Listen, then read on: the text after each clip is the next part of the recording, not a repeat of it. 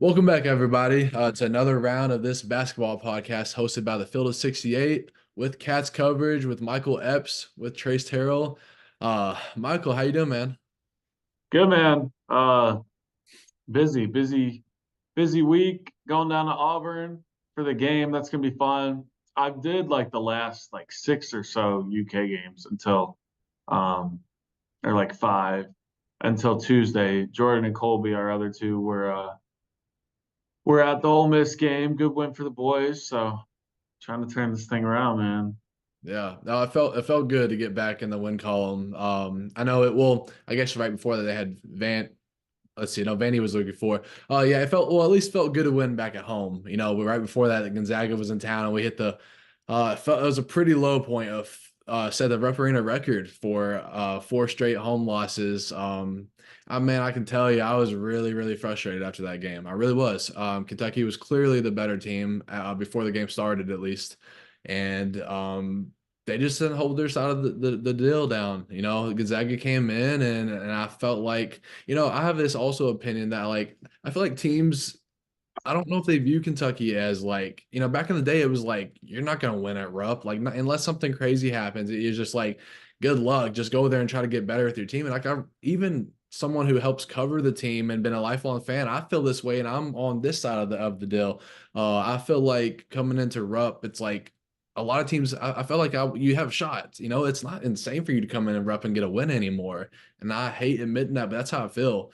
And so after the game, when Cal kind of, I know we can get into that game, but when Cal came to do his press conference, I was already like, man, I wasn't happy with the final play, the drawn up alley oop. I just felt like a buzzkill, and I felt like the whole post game content came with that as well. Cal came in, and this is coach speak. I know he's got to do it, but man, I wish he would switch it up. He comes in and goes, well, you got to give Gonzaga credit, and then they're a little, this guy was good, and they were making these shots, and on this, he says it after every single game. But man, that's I hate hearing that stuff.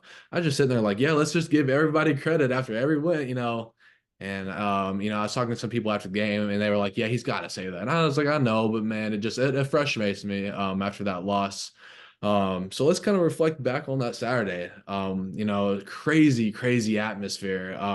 I've been in plenty of games inside of Rupp, plenty of sold out games. I mean, but maybe I'm going off recency bias, but like it felt like there were some moments in that game. That's the loudest I've ever heard Rupp, or else it competed with them.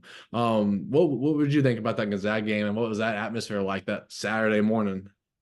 Yeah, it was loud, man. It's what the Tennessee game should have been, Yeah. right? Like Tennessee, oh my God, pregame, it was so loud. And then immediately 16-5 run, 13-3 run, boom, crowd's out of it. Done. Home early. And Gonzaga, like crowd was in it, man. And I asked Cal after in the presser after that game, I was like, you just lost three straight home games, all of them fantastic crowds.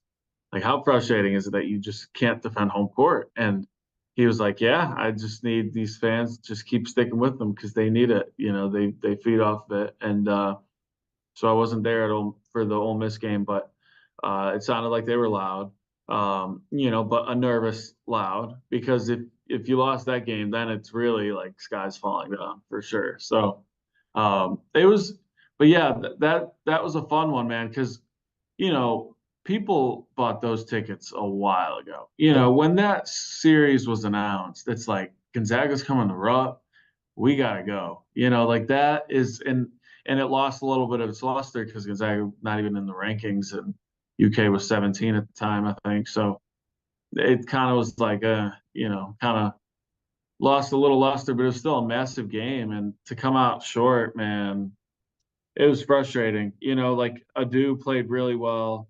Um, Reed wakes up in the second half. Antonio had a quiet 17, but it was pretty quiet. And then, but the story of the game was just getting worked down low. I mean, those guys were getting worked, all three of them, getting torched on pick and roll defense and all the offensive boards. Um, just too soft. So they got better with it with the Ole Miss game, and you go from giving up 89 points to 63. That's pretty good. And only that's the second best defensive performance in the SEC schedule. It gave up 57 at Arkansas. That's pretty damn good. Yeah. But every other SEC game, at least 77 points. That's what I talked about tonight on Fox. I'm just like, dude, 77 points for all the games except two. So you hope they can keep this going. Yeah. Well, that I mean that fans have continued to bring it all year long. They've not stopped, and I know parts of last year it got stale, but they've that early part of the season fans really got bought in as they should have. It was exciting then, and it still has its moments, but like fans showed out. I mean, 11 out of 10, credit to them. They showed up for that game. They bought tickets. We're talking you just like you mentioned that. I remember when we talked about last week when we were previewing the Gonzaga game, when this game got announced at Rupp, like it was a big deal. I mean, I've been thinking about it ever since, and I definitely walk away from it. It led up to the hype all the way too. I know it kind of mellowed out in the weeks before because Gonzaga is not Gonzaga this year, but like just that point right there, Gonzaga is not Gonzaga this year. Even more why they should have got the win in that game. Um, you know, it's like Gonzaga, they came in and they like I guess I want to say punked maybe. We didn't have Trey Mitchell. I'd say more bullied. Punk's not really the word. We played all right, but like I think just down the post, not having Trey Mitchell, they bullied around there. And we got to Antonio said they got punked. did he? Yeah. Well, Yeah, Antonio said that after the game. so then I'll go with Punk then because he was the one in the game. Yeah, I'll take his word. Um, But I guess if anything's good, we got to see a lot of Adu in that game, a lot of great from Adu, and then an exciting second half from Antonio Reeves and Reed Shepard, just like you mentioned a second ago. Reed Shepard had 0 points at halftime, 0 points, and he came out in the second half and had all his points. I think he finished with like 20 something that game, if I'm not remembering, if I remember correctly. Um, 18. 18, unless I'm getting mixed up with another game, but maybe I am. These all start to run through for me. But Reed Shepard was lights out in that second half. And I kind of want to get into that last play. I don't know what your takes are. We've actually not even, I don't think, discussed it yet, but that last You were right, 21. 21. That last play, I remember I felt like it was going to be a loss anyways, and I was about to leave down from press row a couple minutes early, go down to that press conference and get ready for it. And I was standing up behind my seat, and I was like, "Oh, I'm gonna wait for this next possession." And it came close, and I was like, "Okay, I'm staying here. Let's finish this out." And I just when he went up for that lob, I sat there and I just was and as he was in air, I'm like, what? Like I was kind of in disbelief. That's not what I would have drawn up. I'm not, but again, I'm not the Hall of Fame coach. He probably had a good reasoning behind that. Uh, but Reed Shepard was hot. I probably would have picked him to have a shot. Antonio Reeves, I would have done, Rob Dillingham driving to the basket, somebody. And Rob Dillingham didn't even play a lot in the second half. That's another thing I kind of frustrated me about. But I went back and watched a play right before we got on this, and you know, Adu Diarra comes up and sets a fake pick on. He doesn't even set the pick. He just acts like he's setting the pick on Reed Shepard and runs around the elbow and goes around for that lob. Takes a million miles to get there. It's not efficient at all. It just kind of slums out to the three, takes his time, not efficient. And I think Ugana's guy was in the way and just saw it plain as day, went up and snagged it. Buzzkill took the wind out from under us. And I just kind of walked away thinking like that's what we came out with. I mean, I'm glad we had at least had a play and not just, went out and seen what happened, but like the play was exposed. I felt like they knew that they were going to do that. It's as if they had a blueprint to go off of. So I was not happy with that. What was your kind of takeaway on that final play? Yeah, I saw a clip that Cal had run it, I think, last year at Mississippi State, that same exact play, and it worked for Jacob Toppin, like late in the game. But not that late, like the final play. I don't know. I really don't mind the play. It's just like the personnel. Like Rob has to be in the game. Yes. I mean, he's about to be a top five pick. Like he just has to be in the game. And I get Cal's like, oh well, that lineup was doing well. It's like, yeah, they were. So you can ride with that lineup. But like when it's time to be like, okay, the game is on the line. You need a bucket. You need to have your second best player in there. Maybe your best player. Antonio has to be the best player, but like Rob's going top five. That guy has to be in the game and top 10. And like I thought he should have been there over Ugana. I mean, like if you're throwing a lob in the paint, why do you want to clog the paint? Why do you want Ugo in there with Ugo's man being tall and being a threat to disrupt the lob, when in reality, like you could have had Rob in there just for spacing, so you had Rob, you had Antonio coming up to the top of the key as the second option, and Reed throws it. So then it's a do, and then who's the fifth that I'm Oh, not thinking of? they had Reeves, Adu, Reed, Ugana, and Justin. And Justin Edwards was in there. Okay, so you just put Edwards in the corner. Like I would have spaced it out. Edwards sets that initial screen, then runs out to the corner. Because like get him out of the way, get everyone out of the way because Adu is a freak athlete. If you like if you just throw it up and let him go one on one, like that dude is a wide receiver and he's about to go grab that and score a touchdown. Like that is Adu. Yeah. He could go up and win that one on one. When you have such a clogged paint, you just add more risk. And it just was a risky play and it didn't work out, so it is what it is. But as they said, it's not what cost them the game, man. They deserve to lose the game. Yeah. They got worked. 50 points in the paint's too much. But so those bigs really got to look in the mirror. The Aaron Bradshaw stuff is really interesting to me, Trace. I don't really understand um, what's what's going on with him. I just think there's just too many guys on this team, and Cal said he's shortened the rotation, which we've said before, like the best teams that make a run in March, they go with 8 guys. Yeah. Like 8 guys, really like 7 that play a lot, and you just roll with those guys. And I think it's time that Cal starts to really figure that out of like which guys he's really going to rock with because, you know, like at some point these you have to start playing with like a tournament mentality. Like this game at Auburn is such a massive opportunity for them to change their season around. That has to be like okay, we're getting this win. Like we have to get this win. And you have to beat Alabama and you have to beat Tennessee. And like that's where this team like takes another run and can get up on the seed line, which doesn't really matter, but it kind of matters. And you start to really like build some momentum into the tournament because we've seen these teams that like under Cal that like just kind of slide in the tournament and they just get bounced early because there's not enough momentum. You really got to get something going, get some juice going, and they can do something special. Yeah.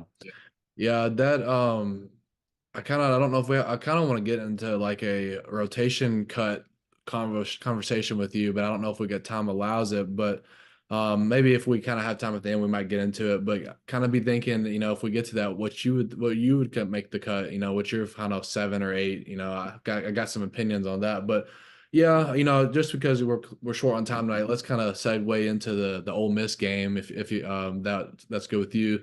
So, Kentucky lost against Gonzaga, went 3 days later, I believe, however the math works out. Ole Miss come to town, led by Chris Beard, one guy that we thought, or that was, at least a candidate to be here one day before his off the court stuff happened. Heck of a coach. If you talk about on the court, heck of a coach. That guy knows how to win. He's got a crazy. I was impressed with his roster. I can admit I've not kept up with their team at all really this year and who they got, but like they got that guy from WKU that I watched a lot last year who came in here and went right against Oscar, 7'5", Jamarian Sharp or something like that. Um, they're number 5, one of their guards, I think it might have been their point guard, played on St. Peter's in that game that we played against them. So a little PTSD there. Um, they had a lot of guys as shooters. I think they had 2 guys over 15 points a game. I think one guy was on the verge of 20, maybe. Solid roster. They picked up a lot of people this offseason, at least what I read up before the game. I think they have a decent record, I think, but I think the record should have been a little bit better based on the personnel they got. Things happen, you drop some just like every team. I never lost confidence that we are going to win this game. I mean, no way Kentucky loses 5 in a game or 5 games in a row at home. Shouldn't have got to that point anyways. But So I never wavered my confidence in that we were going to win. But I think the big headline going into the game, we had a full roster for the first time all this year. We were out Aaron Bradshaw forever without Z. They get back. Z's doesn't play a whole lot right now. We finally got Ugana back, but then Trey Mitchell was out for a while. DJ Wagner was out for a while. Well, they're both back. Trey Mitchell, I think we lasted 24 minutes with the full roster before Trey Mitchell went out with his shoulder injury. That's a big concern. I am really concerned about that. I mean, it's not like the season's over without Trey Mitchell, but I think he's a valuable piece. He would be in my rotation of who we need to have going forward. So I know he got an X-ray today. I don't think they've came out with any official announcements about his status. I don't know when we'll get that. But I'm really concerned without Trey Mitchell going forward. I'm very thankful that we got DJ Wagner back. I think we could still win ball games without him, but I don't want to be without him. I think he provides that comfort level, allows Reed to get back to what he does off the ball. Um, go reflecting back on the Ole Miss game. What's kind of something that sticks out to you over that win against Ole Miss? Yeah, it's really good to see Justin get some confidence, man. Justin Edwards, we talked so much about him, and we weren't ready to give up on him, but we were almost ready to give up on him. Like, this dude needs to stop playing, and he finally wakes up. He's got his mid-range game going. He needs to be like Jacob Toppin, like just like last year, where like he can go get a bucket, like his mid range. If he gets confidence in that, and then get a big dunk or two like Toppin would, and just spice up the crowd and get the team amped up. Toppin was good last year, and we see now that he's dropped 40 points, in that game in the G League last week. So he's someone that, like Edwards, needs to be that slashing wing that we talked about. Get in there, get to the rim. If not, you got your mid range. So that was exciting. Yeah, Trey playing 21 minutes. He's a good player, man. He's had some weird, like, bad games too before his injury, but I guess this injury was kind of hampering him for a Mhm. while before he, had his absence. Um, Ugana, man, 10 blocks. That's ridiculous. Insane, dude. He gave that funny bite after. He said, I told my coaches I was gonna get 8, and uh I got 10. I got 7 in the first half. It was like, whoa, that's pretty cool. See where he said he didn't know who David Robinson is or He was. didn't. Yeah, Oh, he broke his rup, or I forget what it was he was tied to. He came in tied and it. did that. Yeah, tied it. And there was a little back and forth between him and Reed in the post game interviews, and off the camera kind of thing. And he was like, I told him I didn't know who David Robinson is. And I was just thinking, what? But you gotta think a little bit about the age, and he's from, I think, Nigeria. I think I can't remember where he's from. I think that's where they said. So like I can understand when all that stuff backs it up, and like Dave Robinson's a big name, and it was a big name in the basketball world. Yeah, man, that's a cool record, and he should have had more points, as Cal said. I don't know, man. It's like Ugo's just better than Aaron. It just is, and it's like he Who would does have thought that? more. Who would have Huh? thought that at the beginning of the season? Who would have ever predicted that? Not me. Nobody.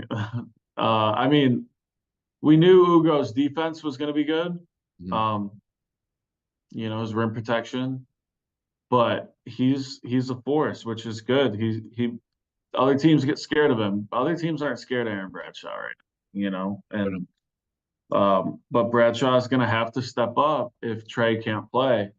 If Trey gets hurt, that shoulder could have got ripped out. He might be out for a while. I mean, who knows? Like, if he tore something, he's out. Like, hopefully it was just a little sprain or whatever. But he looked like in pain. He looked like that thing was half off. So, like, his arm was about to fall off. So hopefully, that goes well. But Aaron's got to step up, man. And then at that point, I know we like to talk a little bit about the future stuff, which is irrelevant now, especially now as the season's getting tight. There's no time to talk about NBA draft stuff, but it'd be interesting to see what Bradshaw does, because I don't know if he goes first round at this point, but I don't see it. But I haven't seen the mock drafts really. If he's second round. But Big opportunity this weekend, man. Yeah. Well, Aaron Bradshaw, dude, another game under 4 points. I mean, he had 4 points against Ole Miss, but another game where it's just single digits, right under five. Most games he's got more fouls than points. It's just there's something there that's probably just beyond my knowledge of why he's not performing here. My opinion is that maybe it's his size. Um, maybe his size, he just needs to bulk up. But like that guy came in projected with all the hype. Should have been a top first round pick. He's clearly not going to be that this year. You know, it's more likely now he'll be back next year, unless there's one of those things where you just go based on, who you got as your agent and things like that, off the court stuff. But does he deserve statistically to go to the draft? No. So I think we do maybe get a second year of him. But like Ugana is the best center right now on this team. Z provides you a little bit of offense, in terms of shooting when he's open, but like not nothing you want to rely your team on. Ugo's the guy you go with right now. And I think I kind of wonder if does Aaron Bradshaw get in that cut of the rotation? I mean, I think you need to do. Um, Cal, I don't agree with this, but Cal came in his post-game press conference right after Ole Miss and said Jordan Burks is the guy that I've got to get in. So he might be the guy that he's riding to be in that cut. I don't agree with it, but you know how he was with Justin for a while. But I think Michael, he's just saying it to keep him happy, so he comes back next year. You don't want him bouncing to the portal, but he probably is going to the portal anyways. that's a good point. I hope you're right on that. I didn't think about it that way, but I hope he's not trying to force something there that's not, because I don't think Jordan Burks should make this final cut by any means. But it's gotta start kind of thinning out here soon. But Michael, let's go to a break real quick, and then we're gonna come back here and kind of finish our last thoughts on Ole Miss, and then we'll kind of preview this Auburn game. I think we're both headed down to the big city, so that should be pretty exciting. But we're gonna hit this break real quick, and we'll be right back. As you guys know by now, we've partnered with BetMGM this season. We'll be using BetMGM lines to make all of our picks, and we'll have special offers for the listeners and the viewers of the Field of 68 as we all get ready for the best month of the year, March Madness. If you haven't signed up for BetMGM yet, you can use the bonus code FIELD150 and you will get $150 in free bets on your first wager with BetMGM, regardless of whether or not you win that first bet. Here's the best part. All you need to do is deposit and bet $5 of your hard-earned money. This is how you make it work. Download the BetMGM app and sign up using the bonus code FIELD150. That's FIELD150. Deposit at least $5 and place your first wager on any game. You will receive up to $150 in bonus bets regardless of the outcome of your bet. Just make sure you use that bonus code FIELD150 when you sign up. And remember, BetMGM is now available in one wallet in select states. As a New Jersey resident, this is super convenient when I have to go cover games in Philly or New York, which happens quite a bit. When you cross state borders, you just log into your existing account and fire away. You don't have to create a new account in each state. It's easy, it's simple, and it's clean. And most importantly, we have some fun stuff coming up for the conference tournaments and for the NCAA tournament. Bet insurance tokens, college hoops odds boost, and my personal favorite, a nice little parlay boost here and there. So download the BetMGM app and sign up today. Big news, guys. I am thrilled to announce that we have partnered with Autograph, a company founded by the GOAT himself, Tom Brady. The Autograph fandom app gives you access to the best college hoops content, fan contests, and exclusive rewards like discounted tickets, all for doing the things that diehard fans like you already do, following your favorite team in the news and listening to podcasts just like this one. When Tom, and yes, I am calling him Tom, we're on a first name basis these days, co-founded Autograph, he had one mission in mind: change the fan experience for the better. It works like this. You get all of your college hoops content you want in one place. You get articles from your favorite writers, pods from your favorite hosts, contests from your favorite creators, all on the feeds and the sites that you already enjoy. But instead of having to go to all these different places, it all comes to you in one spot, the Autograph fandom app. But here's the best part. The more content that you consume, the higher you rank in the app. As you consider the level up in status on the app, you can unlock unique rewards curated exclusively for you. So download the free Autograph app in the App Store and use the referral code F68, that's F68, or tap in at the link in the description below or in the podcast app of your choosing to start earning points for doing something as normal as listening to this very podcast. All right. Thank you, everyone who stayed on the other side of that break.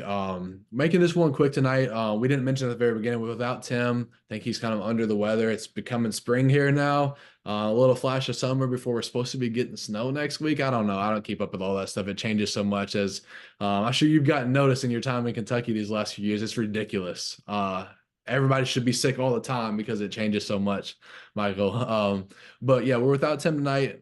Me and Michael are on some short schedules tonight. We've got to kind of make this thing quick. We didn't, but we're gonna have a big in-depth one after that Auburn game. Me and Michael are hitting the road. Michael's going down. I think. What time are you going down Saturday, or are you going on Saturday or Friday? Pretty early. I got to be here Friday for high school hoops, so I'll leave early Saturday morning. Yeah, I think I'm gonna hit the road Friday morning, riding down with some people and other people in the media, and I'm sure we'll link up down there. But I've never been down to Auburn. I think we were talking a little bit about that before this. Number 13 Auburn. College game day was announced like a week ago. Charles Barkley is going to be there. He played, former player. He's always there for that game no matter what. A lock to be a crazy environment. A lock to be backs against the wall, go in there and try to get a win. I can definitely say before we get into it, I'm not confident that I'm not predicting Kentucky to go in there and get a win. But man, we were talking about before this, if Kentucky was to go in there, some way find a way to get a win, that would be huge. That would probably, would that be our biggest win of the year? It's on the road. It's got to be. North Carolina was impressive, but that was neutral, so it kind of discredits a little bit. You ready for this road trip, Michael? I'm gonna meet you down there, and I've never been there. It's in Alabama, right? Yeah, Auburn, Alabama. It's the town Auburn. Okay. It's cool, man. I was down there 2 years ago when Ty went down there, twisted his ankle. Xavier got hit with that screen, and they were playing without a point guard. And Yeah. of course, Shaden wasn't playing. Shaden Sharp was just on the bench, and they needed him that game. That's for sure. They needed him all year. If they had him, man, they were going to a Final Four. They're not losing to St. Peter's, that's for sure. Yeah. That dude is special. But yeah, it was fun. It's a small arena, Small. and it's like less than 10,000. It's like 9,000 something. It's small and it's loud, so it's gonna be a fun atmosphere. Yeah. It's a high offense team. They just put up 100 points, I think, on South Carolina last night. For you all watching, South Carolina, team that beat us, they just got waxed down at Auburn. Auburn's beat, I think, 3 ranked teams at home this year. I think I saw something about that earlier. Don't quote me on that, but they beat a couple of them.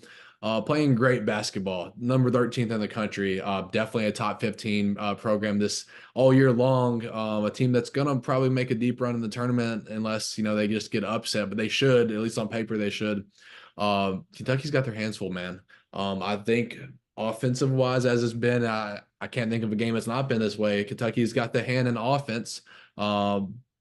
But Auburn's right behind them on the offensive scale. So then when you throw in Kentucky's defense, that has gotten a little bit better. I've got to give some credit. Gotten just 8-10% better, just a little bit. When a team that gives the ball these points, I'm kind of scared of what Auburn's gonna finish with. Like I told you a minute ago, I'm gonna predict an Auburn win, but please prove me wrong. I would love to be wrong. Please let me eat these words next week when we get back on here, and hopefully Kentucky goes down there and does something special.